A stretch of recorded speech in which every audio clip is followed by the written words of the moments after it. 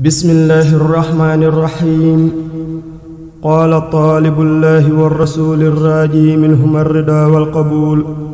يوصي مريدته زوجة عمه بند جوب غفر الله لنا ولها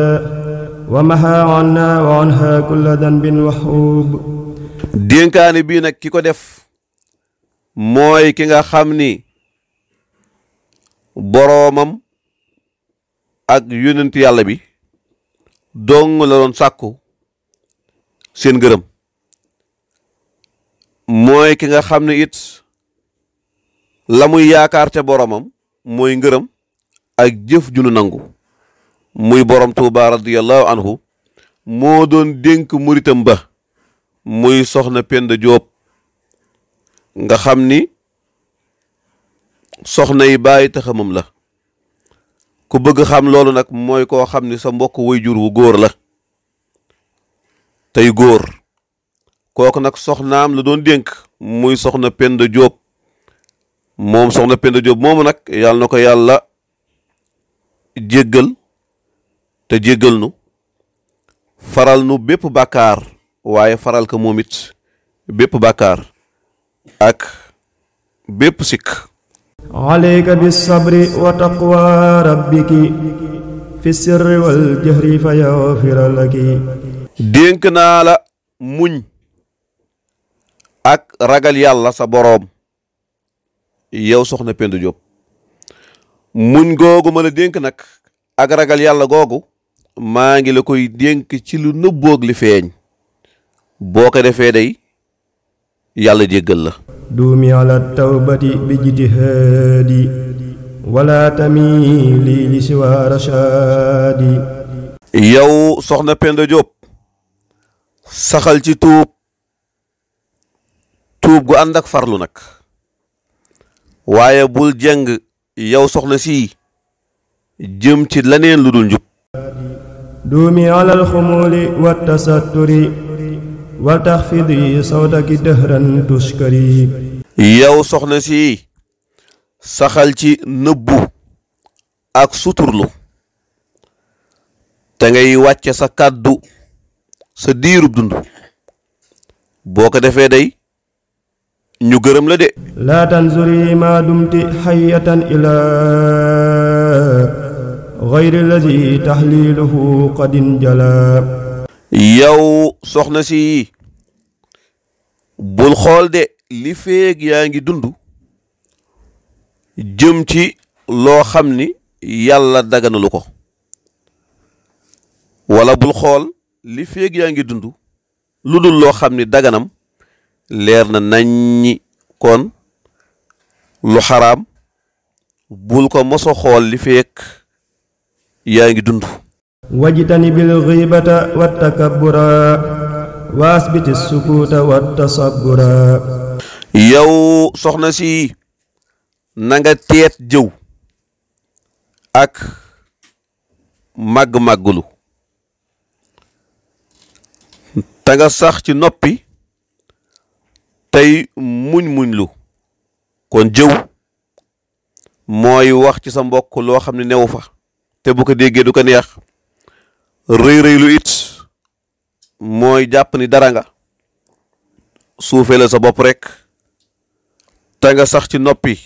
ci lépp loo xam ne njariñ new ca waaye te ngay muñ lu mooy lépp lu la naqari rek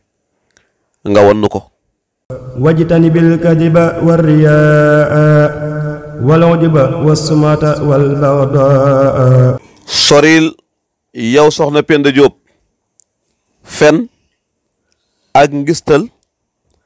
ak déggtal ak aaw ak mbañeel fen nag mooy lépp loo gis mbaa lépp loo dégg nettali ko looloy fen daanu ca dolli di wax lu amul ngistal mooy lépp loo jëf bëgg nit ñi gis ko te dara yàlla taxut aaw mooy naw sa jëf déggtal mooy lépp loo jëf rek bëgg nit ñi dégg ko mbañeel nag mooy mbañ sa mbokkum jullit te du ngir yàlla وأثبت الصدق مع الإخلاص والنصح تظفري بالاختصاص. yow soxna si le lii di dëggu sax ca de ànd kook sellal ak laabire kon nga tuufu ci ay jagle yu bari bari bari. ولا ترومي طاعة الله بلا طاعة زوجك التقي ذي العلا. yow soxna si le bul sàkku rek topp yàlla te boole woo ci topp sa borom kër boo xam ni ku ragal yàlla nag di borom jikko yu kawe. ولتعلمي أن جهاد النسوة في طاعة الأزواج دون مرية. yow soxna si na nga xam ni naka lay jihaatu jigéen mi ngi ci topp ndigalal borom këram lii nag benn werante amu ca. وحيثما زوج رضي عن زوجته رضي عنها ربها بنعمته. xanaa xamoo ni saa yu borom kër gërëmee soxnaam yàlla day gërëm soxna sax ba noppi nag. وحيثما زوج رضي عن زوجته رضي عنها ربها بنعمته. xanaa xamoo ni saa yu borom kër gërëmee soxnaam yàlla day gërëm soxna sax ba noppi nag jox ko ay xéewal yu rëy rëy. أما إذا لم يرضى عنها أبدا فليس يرضى الله عنها سرمدا. soxna nag bu fekkee ni boroom këram mosu koo gërëm yàlla nag du ko mos a gërëm ba faw. ولتعلمي بأن كل ما صدر لغير وجه ذي الجلال فهدر. yow soxna si le na nga xam ni lépp loo xam ni am na te jëmm yàlla taxul loolee kat lu ñàkk njariñ lay doon. فاعلمي لا ينجو أحد من أعذاب الله حتى يترك أربعة أشياء: الكذب والكبر والبخل وسوء الظن. هدي borom Tuuba. yow soxna si xamal ni kenn du mucc ci mbugalul yàlla mete mu bàyyi ñeenti yii.